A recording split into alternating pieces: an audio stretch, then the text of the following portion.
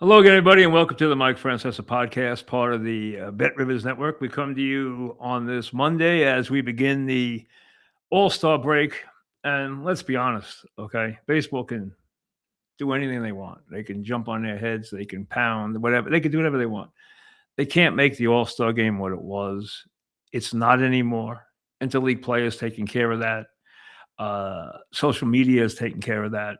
In the old days, and I know fans now who are young don't want to hear about the old days, but in the old days, we cherished the All-Star game because we didn't see some of these great stars a lot in the other league, especially guys on the West Coast. If you were young, so now you had a chance to see all the great players, and they cared. They all showed up. They all played. Okay, at that time there was a great competitiveness. When I was in my formative years, the NL bounced back with a vengeance and won every year because they cared more. They just did, and they had recruited the black and the Latin player much more than the American League had. So they had so much more talent in those days, and they dominated. Now, here's an All-Star game where the two best players in baseball aren't even there, Judge and Ohtani, or they're not playing. You have a home run derby that's on Netflix, so you have to buy it. So here's baseball. Even wanting to hit you in your living room, not that they don't hit you bad enough at the ballpark, parking, food, price of tickets, the whole deal. Now, if you want to watch it at home and you want to tune into the home run derby, you got to pay for it. You have to have Netflix. Now, a lot of people have Netflix. I understand that, but not everybody has Netflix. Not everybody can afford Netflix. And if you don't have Netflix, you're not watching the home run derby now, which is sad. It really is. And it just shows you these sports now try to drain is the better word, every dollar that they possibly can. They are so greedy, which is why franchises like the Seattle Seahawks go for $9+ billions of dollars. They're that valuable now. The Seahawks, do you know what the Giants are worth? What the Dallas Cowboys are worth if the Seahawks are worth $9.7 billion? I mean, it's unfathomable. It really is, even though they have a good stadium situation, which played into it. Still, you're talking double digits for the Giants. You might be talking 14 million for the Cowboys. 14 billion, excuse me, not million, billion for the Cowboys. Maybe even 15 billion. I know they're not for sale, but I'm saying if they ever were. It just shows you how big sports is now, how big a business it is now, and how much that has removed the game from the everyday fan. But that's just the way it is. I want a couple things to get here today. Plus, I want to do a bit of a public service, which I've only done once before, and I'll get to it later in the program.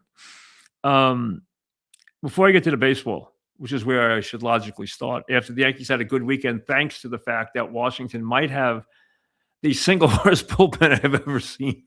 It's as bad as any bullpen. I was trying to remember a bullpen this bad on a team that is competitive, and I don't think I can. This bullpen is just horrific. And the Yankees took advantage of it 3 straight days when they were down in the 9th, in the 8th, and won all 3 games. So kudos to them. I'll get to them in a minute. First, I want to get to Jalen Brunson. You know, years ago, I learned this. I learned it at a young age. You know, when I was in college at St. John's, and they started the athletic administration program, and I was in communications. They wanted me to have a dual major and attend, because I was a good student. They wanted me to be in the athletic administration program. And I was one of the first graduates ever from the athletic administration program, and with communications also. They gave out internships that you got 6 credits for. Now, I'm obviously hoping I get the Yankees, I get the Giants. I got World Team Tennis. Okay, don't laugh. I got World Team Tennis. It's not funny. Okay, no, I actually enjoyed it. I did in the beginning, but I learned to. Well, I became fairly friendly with Billie Jean King, who was a giant at the time, right? And she liked to talk sports, and she liked me. And she knew a lot about sports. She knew a lot of sports people. Her brother was a major league pitcher. She was very friendly with owners of big teams. I mean, she was Billie Jean King. And she said to me, hey, you know, people look at overnight sensations. They don't realize they worked overnight plenty of times to get there. They worked harder than everybody else. And I've learned that through the years, that the guys who are the best players, the greatest players, work harder than everybody else. People think they're just gifted. They're not just gifted. They work harder. And no one is an example of that more than Brunson. And we happened to cross this, and I'll tell you how in a minute. But Brunson, who just had surgery, so we learned that he not only had the series that he had, but played hurt, needed surgery, which he had on his wrist and his forearm on his shooting arm. Okay. He's already back working. Already. No vacation, no Riviera, no Europe, no. He's back already working. And you'll see the video run of him working. And he went back to a guy he's worked with since he was 14 years old, growing up in Illinois, named John Sikora, who is like this very, very renowned guy who gets athletes back into recovery. Okay. He works for a company called SPEAR, Sports Performance Enhancement and Athletic Recovery. Now, the reason we happen to cross this is the CEO of Rush Street Interactive, which is the parent company for Bet Rivers, which I work for, which owns the Mike Francesa podcast. The CEO is a guy named Richard Schwartz, very smart guy, very innovative guy, also very engaging guy, nice guy. His daughter, Addison Schwartz, is doing the communications for the summer for SPEAR, which is the Sports Performance Enhancement and Athletic Recovery. Well, that's where John Sikora has his training center in Illinois, near where Brunson grew up. So Brunson isn't off, reveling in the championship, reveling in his great performance, reveling in everything now that he's the king in New York and everything else. He is back working. Already, he played hurt, as we learned. Not only did he play that well, but he played hurt. 45 points, game 5. I know he had a rough time shooting earlier in the series, and he had trouble with the Spurs defense, but he overcame that and had the brilliant 45-point performance in game 5 to lead the Knicks to a championship, as we all know. But here he is, back working with John Sikora from SPEAR, and it was Addison Schwartz who put this together. Now, if you see the video, here he is just days, weeks after surgery, where you figure he'd take a lot of time off, but he wants to be back right away. He wants to be back for the start of the season, and he's already back in the lab, back in his workplace, where if you listen to Jay Wright, when he did the long interview with me, he talked about how hard Brunson works, how he's never stopped working. He relentless worker to improve every bit. He couldn't wait to get in the gym this summer and get back. When he talked after winning the championship and winning the MVP, what did he talk about? He talks about going back in the gym, because that's where those guys live. And that's why they're great, because they live there, because they perform there. Of course, they put the work in and the pain and the grit and the sacrifice all the time. I've told you a million times that I did all those great, I was fortunate enough with CBS to do all those great Laker Celtic NBA finals. I worked on those finals. And the bottom line was every game, hours before anybody else, Larry Bird came out by himself with a ball boy, with a rack of balls, and shot for an hour. You couldn't interfere with him. You couldn't talk to him. You couldn't go into the other court.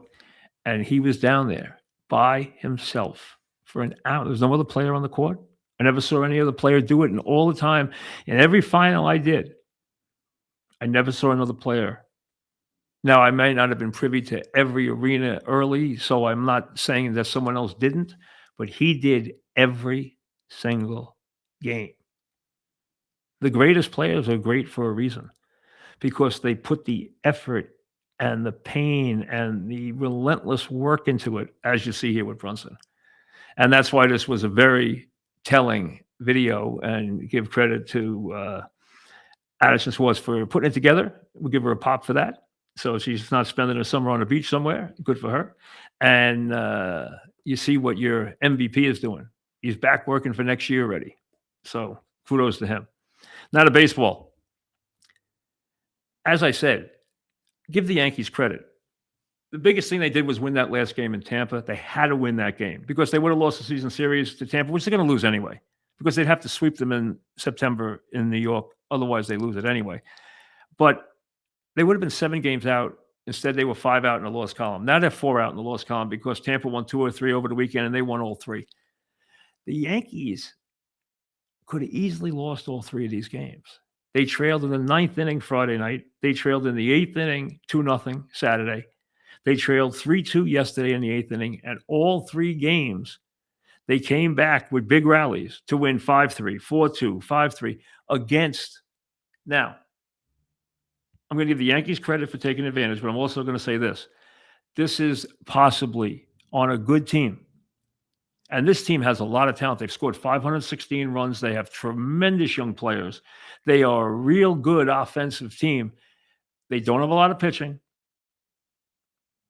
They had to use openers 2 or 3 games.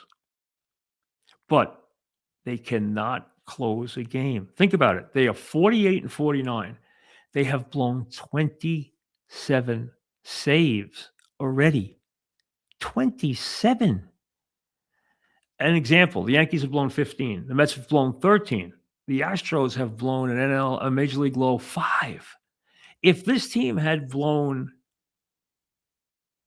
14 or 15, they'd be in first place. It is unbelievable how many games this team has blown. Now, I don't know that this team can go out and get relievers because everybody's going to want relievers. Everybody wants relievers. And they don't need a reliever. They need relievers. They need someone for the 8th. They need someone for the 9th. They need relievers. They are about as bad in the bullpen as any team that it can play I've ever seen. So the Yankees take advantage. Give them credit. Give Rice credit. Give Grisham credit. Give them all credit for their big hits. Working walks. Grisham hit a homer. Then he worked a walk. Rice got big hits. Hey, give them all credit for all the big hits. But this bullpen isn't hideous. It's nightmarish. Nightmare. It's like you want to avert your eyes. I kept saying, well, Friday night, this bullpen's pretty bad. And boom, boom, boom. Saturday, I said, I can see this happening again. Boom. Sunday, I'm in the car. Boom. I said, unbelievable. Unbelievable. 3-2 to 5-3. 2-zip to 4-2. 3-2 to 5-3. And the Yankees take all 3 and they ride off with a positive note into the postseason. I mean, into the All-Star break. Now, Yankees are still 4 behind. They got to get healthy. They got to get their starting pitching back. Other than Schlittler pitching where they need Cole, get Fried healthy, get guys healthy, sort things out. They're going to the playoffs. We know that. Now, it's going to be a fight to win the division. And the Yankees are out looking for, everyone knows it, they're out looking for a right-handed catcher. And they're looking for bullpen help.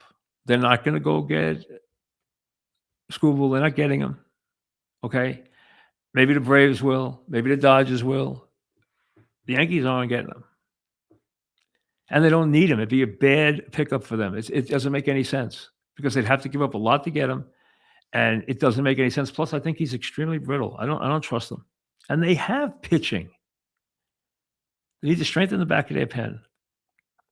And they need to get a right-handed hitting. I know Wells has looked a little better of late, and he probably realizes that, I hope he realizes, when you have 10 RBIs in the middle of in the middle of July, when teams played 100 games, you got 10 RBIs, you know you're in trouble. Listen, they're going to go out and they're going to get somebody. They're not getting a Colorado catcher. They're building a team around that guy. He's 26 years old.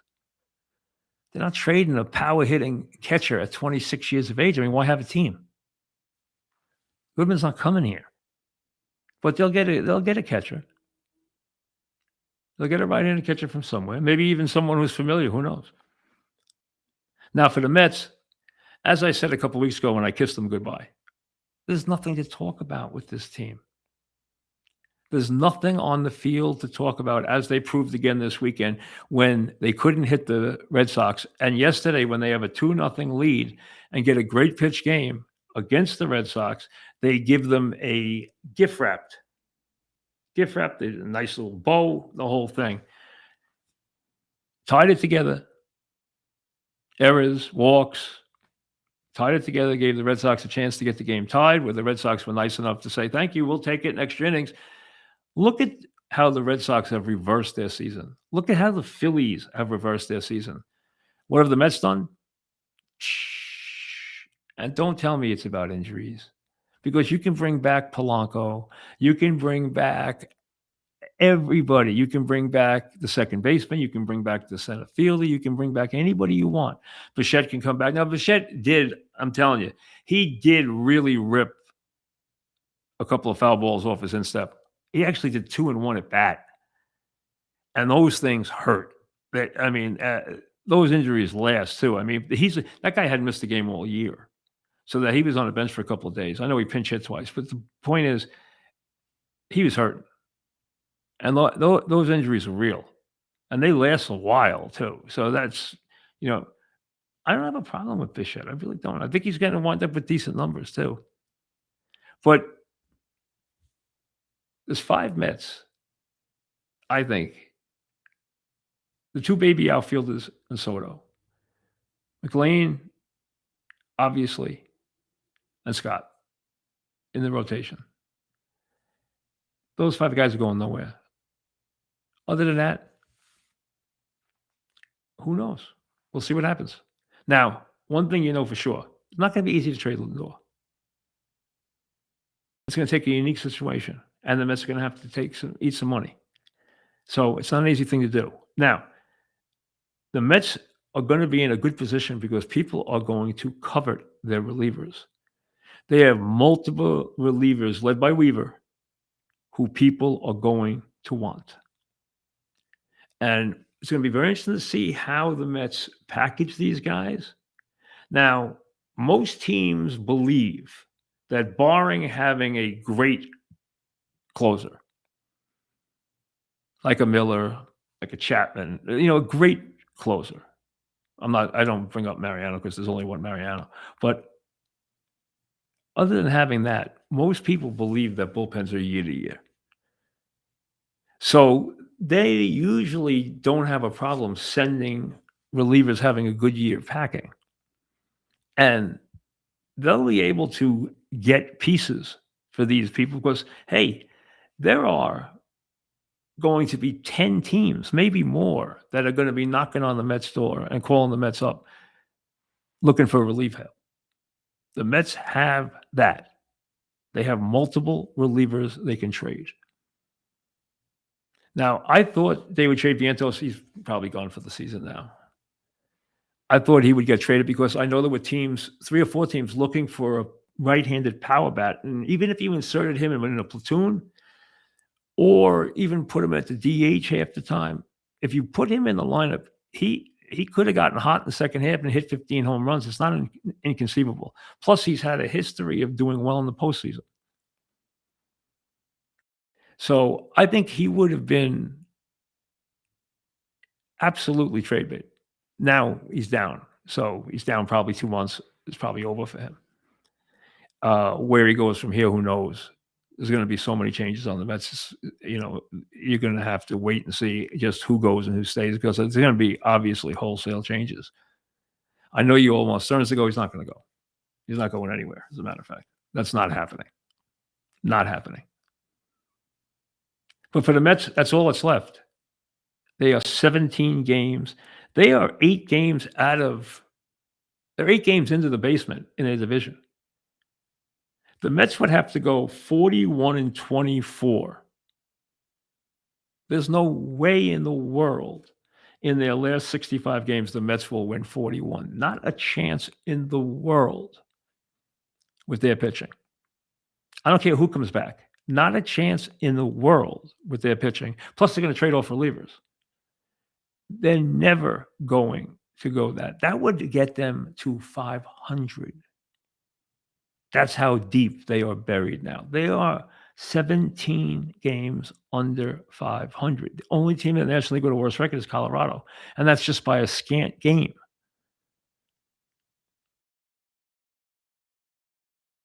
That's how bad things are.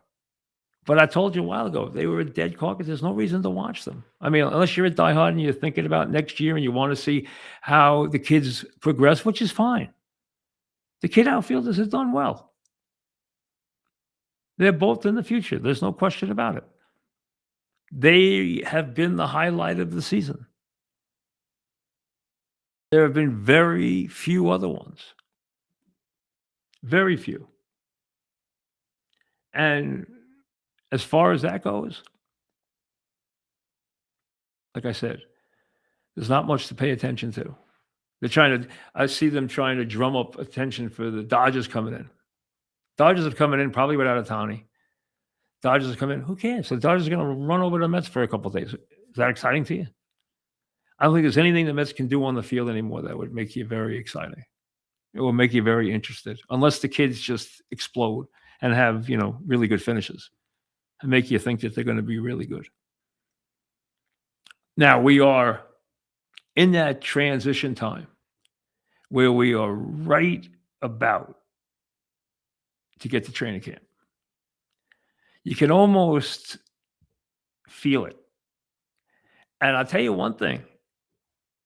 There is more positive vibes in this town this year as we await training camp than I have felt in a long time. And obvious reasons. Number one, and I'm not sure this is well placed, there is a lot more optimism in the Jets year 2 than I think really should be there. I think it might be misplaced. Now, would I tell you that Glenn's got to be better in year 2? Yeah, he can't be worse. The staff has to be better. It can't be worse. Just having Frank Reich there makes it a lot better. That was a dreadful coaching staff. I mean, they put a team on the field last year that actually it was 50-50 as to whether they could complete a 10-yard pass in the game. Now, I'm not talking about flip it to the back and let them run 5 or 7 yards. I'm talking about actually a ball that traveled the distance. That was 50-50 with this team. That's how bad things were.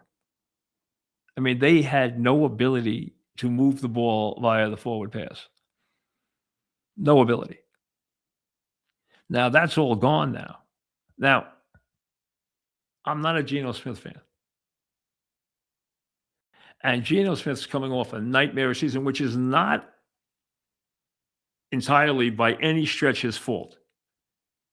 I watched the Raiders last year more than I should have because I had an interest in Genti. I thought Genti was going to be really good, and he had really a nightmarish season playing behind an offensive line that was probably the worst in the NFL. Well, Geno also operated behind that line. They were behind often. They had a pass. They had no pass rush. I mean, they had no way to defend the pass rush. And Geno was under duress, and that's why he had the season that he had. Geno can deliver positive plays. There's no question about that. Anyone who says that he can't is just not paying attention. But he will also deliver an equal number, if not better, of negative plays. That's kind of who he is. He'll giveth and taketh. That's who he is. Can they win with him? Listen, they've built an offensive line. They have some interesting offensive personnel now.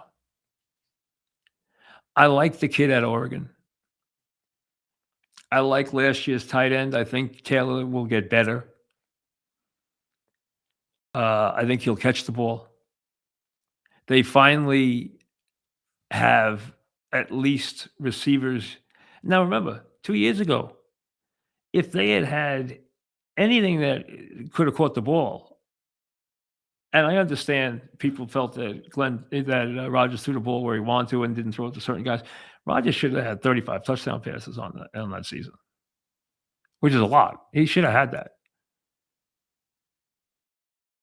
So that was a very different situation. They should be better in that regard. I just don't trust them. Did they make some off the field moves that were solid? Do I feel that there's now a belief in the general manager who clearly now has usurped the power? Now you're hearing that everywhere. I said that to you 6 months ago. Everyone denied it. The Jets denied it. It's true. He's now running the show. It's no longer equal. And Glenn knows that, and he has to deal with it. And maybe he will. And maybe he won't. Maybe Frank Reich will be the coach by week 8. Who knows? I don't have a lot of faith in that team. I just don't. Now, on the Giants side, here's where everything that you have is legitimate. But I'm hearing from so many people now, oh, I expect the playoffs in year 1. Hey, that's a big leap. Even for a guy like Harbaugh, give him a year to find the football players. Give him a year to weed out what he needs to weed out of this team. See, a lot of the guys who've been here don't know what's coming. What's coming is an accountability and a work ethic and demands that they haven't seen before. They are no longer a laughing shop. They're no longer a ship of fools. They are now a football team again. Remember, this is the first real coach they've had since Tom Coughlin. This is a real dyed-in-the-wool winning football coach. Demanding, understands who to bring to the game, no longer bringing injured kickers to the game and not having a kicker. That kind of stuff is over with forever. So the credibility level is up here. But I think it could take a year at around 500 before anything. So I would say maybe a game above or below 500. No playoffs in year 1, but a whole different way of doing things. And they'll be in games. And the quarterback's got a lot to learn still. And he's got to stop the red carpets and worry about winning football games and scoring touchdowns and not being a celebrity. That's one thing he's got to get away from. Now, a little bit of a public service thing. I did this once before, and I enlisted the help of a very good friend and a great doctor. When Gandolfini died, I noticed everybody was running to the doctor, wanted to know, what about them? What about them? And there's certain times when a public person dies of a heart attack or dies of something connected to the heart that makes, especially males, think about their mortality and run to the doctor. What about me? And what about tests? And what about this? So as a public service, really doing a public service, I put Dr. Shlofmitz, who's my personal doctor, but also was the head of cardiology at St. Francis and a renowned heart doctor. I put him on then, and I got letters from people and calls from people on the air, you might remember, and said, hey, I heard the doctor. I went to the doctor. He saved my life. Now, you saw what happened with Lindsey Graham. I noticed when I'm watching that there were a lot of questions that people were asking, and people were texting me and saying, I think I'll go visit my doctor. What about this? What about that? What about this? And I thought, it seemed hard to explain. There was no real illness here. He just dropped dead. Did the plane ride have something to do with it? Was this something that could have been detected easily? All this stuff, it sounded like it was a ruptured or separated aorta. Is that rare? Is it not rare?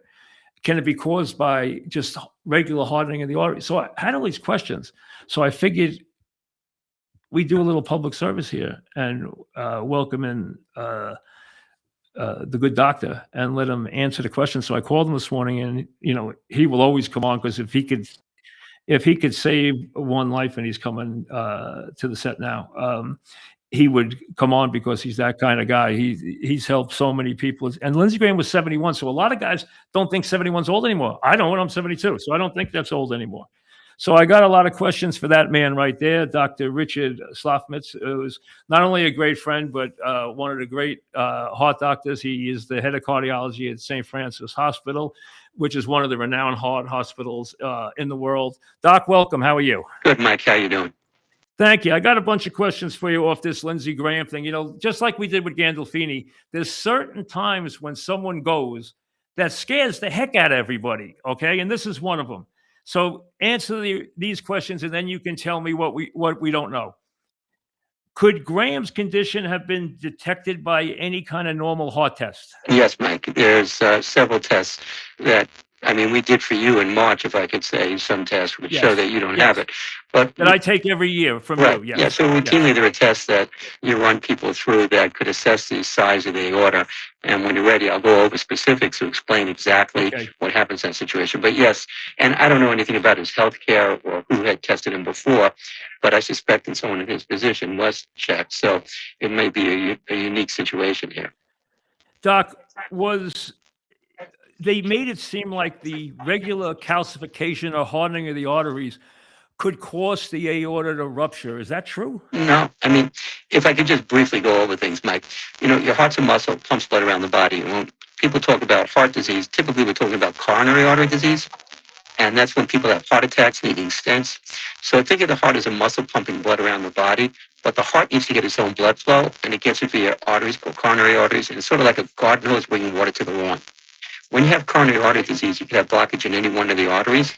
If that happens and the artery closes, the muscle dies. That's what a heart attack is. And that's due to cholesterol plaque or calcium buildup. And the location of the blockage determines the clinical significance. Just like that garden hose, if it's clogged by the faucet, the whole lawn doesn't get watered. If your artery closes at the beginning of the artery, the whole muscle dies, and that's what a heart attack is. So when someone has sudden death, as the senator did, the first thing that would come to mind is, did they have a massive heart attack where they had a blockage in the artery? From what I hear in the reports, that fact was not the case. He had an aneurysm, which we'll talk about in a second. But coronary artery disease is the #1 killer in the United States. It's something that can cause sudden death. Usually people have symptoms we call angina, which is chest pain and shortness of breath with activity. Usually there's a warning, but it can happen suddenly if a plaque ruptures. There are many tests out there, a CT angio, a stress test. Those are things that we do to look and assess if people are at risk for that kind of problem. We listen to their history. So coronary artery disease is something nobody should really die from, and it's something that's easily treatable with stenting or sometimes surgery, but it's something we can stay on top of. So coronary artery disease is the #1 thought when someone has a sudden death, like the senator did. But in fact, that wasn't the case here. Other things that could happen are an arrhythmia, an abnormal heartbeat, or a clot in the lungs called pulmonary embolus. An aortic aneurysm is something that is not common, but not rare, if you will. It's something that has nothing to do really with your diet. It's more related to genetics or high blood pressure, sometimes valve problems. So think of your heart, as I said, as a muscle pumping blood around the body. When the blood comes out, it goes into the major artery of the body called the aorta. And think of the aorta like an umbrella, with the handle attached to the heart. It goes up towards your neck to send the blood to your head, and then it goes down to your aorta. So there are two parts, it goes to your abdomen. There are two parts of the aorta, the ascending aorta, which comes out of the heart, goes up to your head and your arms, and the descending aorta, which supplies the rest of your body with blood. And if you have enlargement of that aorta, that's called an aneurysm. If the body of the aorta, there's 3 layers of the aorta, if it separates, that's where you get a dissection. And think of a dissection sort of like if you had a sunburn and you had to peel and you peel your skin off and it could just peel right off. That's what happens. If you have an interruption in the wall or the integrity of the aorta and blood is pressing against it, it separates that wall. And that's what causes sudden death. It could be in the ascending aorta or descending aorta, depending upon where it is, determines the clinical significance. Now, in terms of detection of aortic aneurysm, it's readily easy to detect if someone has an enlarged aorta. With a CAT scan or a sonogram, you can see if the aorta is enlarged. The thing is, what's the cause of aortic aneurysm? It's not related to what you eat necessarily. It's not related to diet. It's not related to weight. It's mostly a genetic thing where the aorta has a predisposition to enlarge. There are certain congenital disorders of the the medial, we call it, in between the outside of the artery, inside of the artery, something called Marfan syndrome. People who, like Abe Lincoln, who are very tall, can have that. Some celebrities, the gentleman who wrote Rent, he died of a dissection of the aorta from Marfan syndrome. John Ritter, the actor, had that. So you can have a congenital disorder, and if you're not checked for it, you wouldn't know because you're asymptomatic. You don't have any particular risk factors for heart disease, so it can just get you asymptomatically. Is aortic dissection or separation a rare occurrence, or is it a common occurrence? It's not common. You know, it sounds weird to say this. It's not common, but it's not rare. So Gotcha. we don't see it that often, but you're not surprised when it happens. The typical symptoms someone has, if you haven't been diagnosed, like if I have a patient with a dilated aorta, we watch them very carefully. They get CAT scans, they get sonograms, they check them every 6 months. And if you see it getting larger, you would electively go in and operate. Is the flight dangerous for someone our age? He's 71, I'm 72. Is it dangerous if you have a condition? Is it dangerous for a normal person? The question you had was, can a long trip cause a Yes. problem? And the answer is Is yes. the flight Yeah. a problem? Not with Yes. what Would it he be a had. Not with what he had. An aortic aneurysm wouldn't rupture because of a flight. You know, It wouldn't. no. But what the risk with long flights that people have, and you could have sudden death, and that's another thing that one would think if someone presented with sudden death on a long flight is something called a pulmonary embolus. That's when you have a clot in your leg that travels to your lungs and shuts off the blood flow, and you have acute shortness of breath, you can't breathe, you have chest pain, and you expire, secondary to no blood getting to your heart. And typically, what happens is if you're not moving on a long flight, veins can develop clot, and that can then move up to your heart via the inferior vena cava, and that can cause sudden death. If you have an increased risk of that, sometimes I put people on anticoagulants just for 3 days, the day before, the day of, and the day after. Doesn't put you at risk of bleeding and prevents that from happening. Walking around, compression stockings, all those things help. If you take a flight that's 4 or 5 hours, it's usually not a problem. But if you're taking a 12-hour or longer flight, it's something to consider. If you What would you tell people to do, Doc, on the plane? So should they, if they're normal people and they're of normal health, but they're of age, should they do certain things before they fly? If they're going to fly, say, to Europe or something? Not to Europe. If you're from Not the to east, Europe, if you're okay. East Coast to Europe, you know, it's not that long of a flight. And, you know, Okay. but in general, on a long flight, I wouldn't necessarily put someone on a blood thinner unless they had an increased risk. I would tell them to walk around and stretch their legs, you know, bend their legs, walk, and not stay in one position if you're on a longer flight. Gotcha. Okay. But a risk of a Would heart you attack. wear compression stocks? Do they Not help? routinely, I wouldn't do that. If somebody was increased risk, you know, again, an increased risk person, I simply put them on a blood thinner, which is not a high risk blood thinner for 3 days, and that takes care of the problem. But I wouldn't do it routinely. And risk of heart attack or dissection shouldn't happen from a long flight. Doc, at what age do you recommend that someone who even is, like I said before while you were gone, I said, I know people who are in great shape, healthy, not heavy or anything, and they go in and they need bypass surgery because they're lucky they're alive. At what age should someone check to see what their heart's all about? 40, 50? At what age, Doc, should Yeah. people So- worry about their heart health? It depends on risk factors, Mike. You know, if somebody has a family history of heart disease at a young age, if someone's a smoker, if they have diabetes is the worst risk factor for heart disease. So diabetes, smoking, family history, those things really should look. But, you know, let's look at this. The number one killer in the United States is coronary artery disease, number one killer. Yes. We routinely do mammograms. We do PSA levels for prostate. We do pap smears.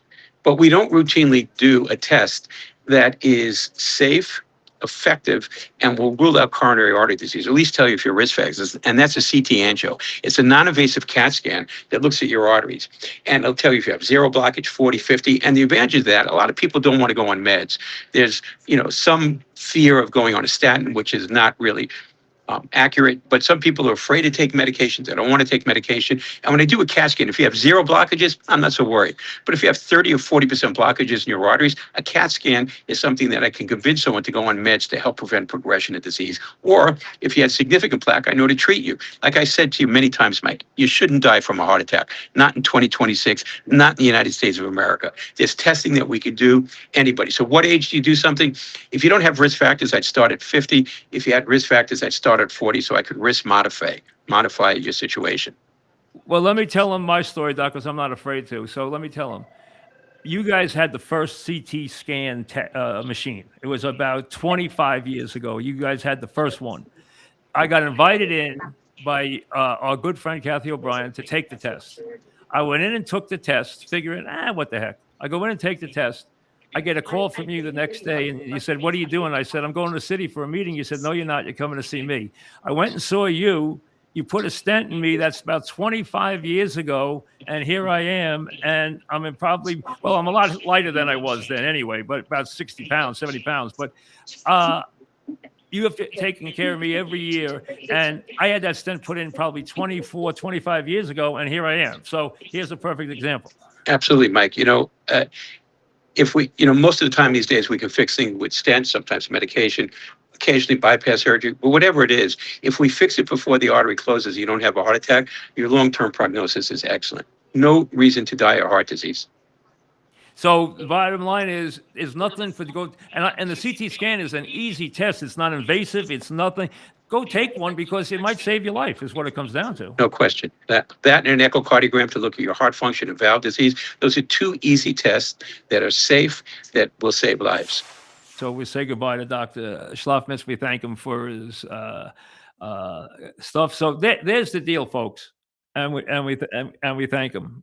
Okay, for coming on and taking time out of his busy schedule. And again, if you need to go to St. Francis. They have every one of these tests. They're a great heart hospital. They're here on Long Island. Okay, you can look them up. You look at the best heart hospitals anywhere. They're right at the top of the list. Okay, he's the head of cardiology there. He does more angiograms than anybody anywhere, anytime in the whole country. And he saves a lot of lives. And last time I did this, I had people write me letters. I had people call me and say, hey, I was playing ball. I felt a little lightheaded. I went, boom. I needed this. I needed that. I have a friend who's getting ready to go in and take open heart now, who's in good shape, who found out, hey, he needs bypass surgery because his arteries are blocked. He'll be fine. He'll take the test. He'll take the surgery. He'll recover. And, Coach Parcells had that surgery 35 years ago, bypass surgery. 35. Then stents weren't that good. They used to use balloons. He had the balloons. He had some heart problems. He was overall very healthy, as you can tell, because he's still here and he's vibrant at 85. So, but he had that test at 50. Think about that. It's 30. He had open heart surgery 35 years ago. And he's still healthy to this day, knock on wood, at 85 years of age, as he watches his horses race in Saratoga. So it just shows you what they can do. And what Doc has said, other guys who give me a test, I go in for the tests every year, once a year, for all the tests, a whole battery of tests, because I have a stent. And they say to me, once we get a baseline on you, once we know what's inside you, you're not going to pass from sudden heart failure because we know how to deal with you.